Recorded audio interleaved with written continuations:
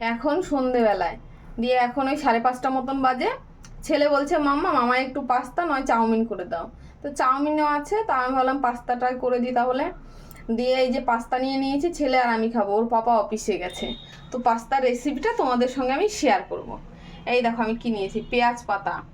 আমি আজকে পেঁয়াজ দেবো না, শুধু পেঁয়াজ পাতা দিয়ে করব, আর একদম শর্টকাট, বাচ্চারা খেতে খুব পছন্দ করে, আমার ছেলে তো খুব ভালো খায়, ওই জন্য আমি এটা শেয়ার করছি।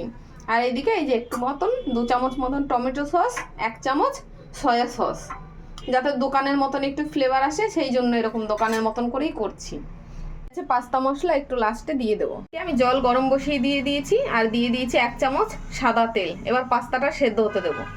এই যে গরম জলে পাস্তাটা আমি দিয়ে দিচ্ছি। পাস্তাটা দেওয়ার পরেই সঙ্গে সঙ্গে নাড়িয়ে দিতে হবে, নাহলে নিচে লেগে যায়।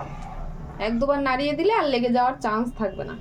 আর যেটা দেখানো হয়নি সেটা হচ্ছে ডিম। ডিম ছাড়া তো ভালো লাগবে না, সেই জন্য এই যে 2টো ডিম ফেটিয়ে নেব। পাস্তাটা খুব সুন্দর সেদ্ধ হয়ে গেছে, এবার একটা ছাঁকনিতে আমি সেঁকে নেব। কড়াই গরম হয়ে গেছে, এবার দিয়ে দেব পরিমাণ মতন সাদা তেল। খুব বেশি তেল দেবো না, যেহেতু ছেলের খাবার তো হালকাই করব। সবার প্রথমে তেলের উপর আমি লবণ দিয়ে দেবো, কারণ যাতে ছিটকে না যায় সব কিছু, সেই জন্য। এবার দিয়ে দেবো পেঁয়াজ কাটা।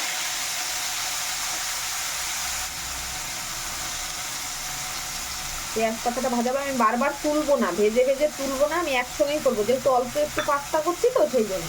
এবার দিয়ে দেবো ফেটিয়ে রাখা ডিম।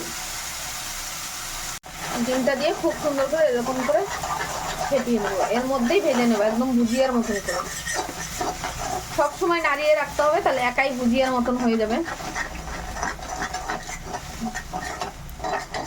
আমি অল্প করে একটু হলুদ দিয়ে দেবো উপর থেকে, যাতে দেখতেও ভালো লাগে, খেতেও ভালো লাগে।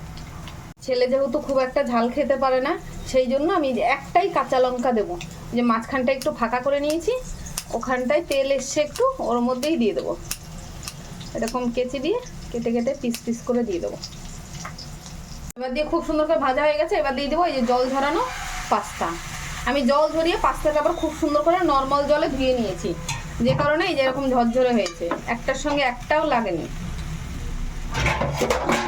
দিয়ে ডিমের সঙ্গে আর পেঁয়াজ পাতার সঙ্গে যে পাস্তাটা খুব সুন্দর করে ভেজে নেব আমি।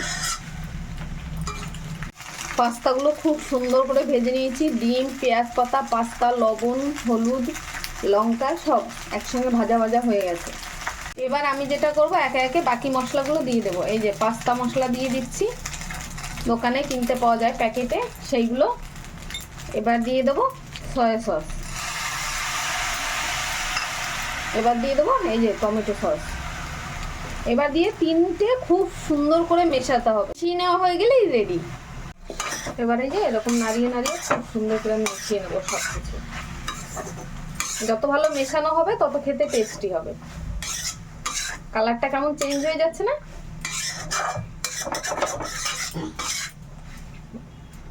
কি হলো বাবা?